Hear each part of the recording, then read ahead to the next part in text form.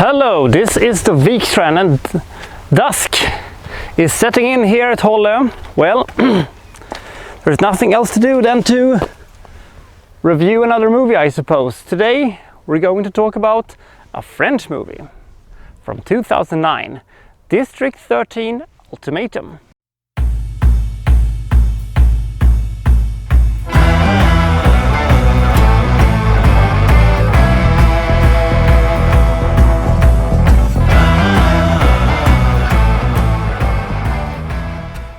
Now this is a sequel to the original, the District 13 that came up a couple of years earlier, and the premise is basically the same as the first one. A large section of Paris has been sealed off due to the fact there is so much crime going on here that it has become its sort of own society, a little bit like Escape from New York. Our hero from the first movie, Captain Damien Tomaso, is in bad odor with the rest of the police department and is being framed for some reason for drug possession. At the same time as this thing is going on, however, we have a civil war that has broken out through District 13, which has disrupted the entire part of the district so much so that the five crime bosses have declared war on each other, and if a peaceful settlement cannot be reached, unfortunately District 13 is all screwed due to the fact that the French government is going to use atomic bombs to get the thing out of the way, sort of start with a clean slate. But is this civil war legit?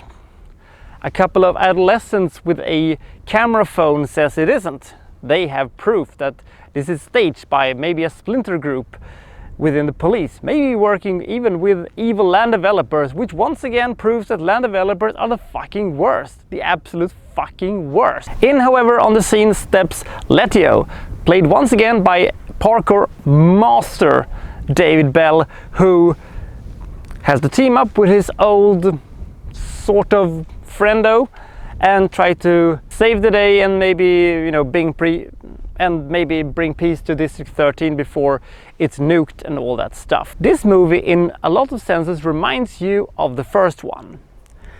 It has a lot of parkour, which is great. It has some gritty action. It has some memorable, very, very colorful characters, and it has some social commentary, and it once again features some knuckle-busting fight sequences, which are all good. But the parkour sequences are not quite as crisp as they were in the first movie. The fight sequences, good as they are not quite as good as the first movie. The story is not quite as good as the first movie, but like the first movie, the best action sequences are reserved for the first half of the movie, not the second half, where the thing slows down and the pacing gets a little bit dodgy at times. As a whole, this is a pretty good movie. Fuck you, Island, you're ruining my sunset scene, Jesus Christ. Fucking Island. Anyway, where was I? Oh yeah, we have some amazing parkour sequences, we have some great action sequences, we have some great fighting sequences. You can't believe this is a not that high budgeted French action movie with a modest budget. This feels big, this feels American big, but not American safe. This feels like a rough, really hard-hitting movie at times, and at times it is a little bit more playful. Now, whether or not you should see this one is up for debate. It's not a bad movie in any case. It's good. It's not as good as the first one, but it is by a landslide better than Brick Mansion, the American remake of the first movie. Ugh, Jesus Christ. Bad. With good actions, good pacing, a lot of very creative action sequences, and a lot of very creative fighting sequences, they're able to create what I would consider a very good but kind of flawed action movie. France have done better in this genre a lot of times, but it's better than, let's say, Doberman, just for comparison. It's not as good as the first one, but nobody really expected it to be.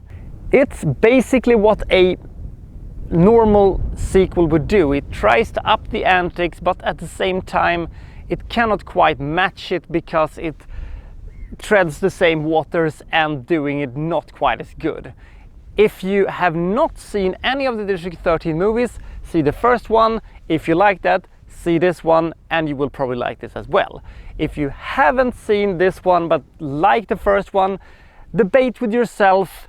It's not as good, but it is a good one. If you have seen Brick Mansions and thought that was a piece of shit, but you're curious of the French ones, you will see this one and see why David Bell was the saving grace of Brick Mansions. Fast, furious, creative, and it has a lot going on for itself, but it is flawed, but it has some good moments. Ah, yes! Let's see if we can catch the sunrise, right? The Wikstrand is signing out.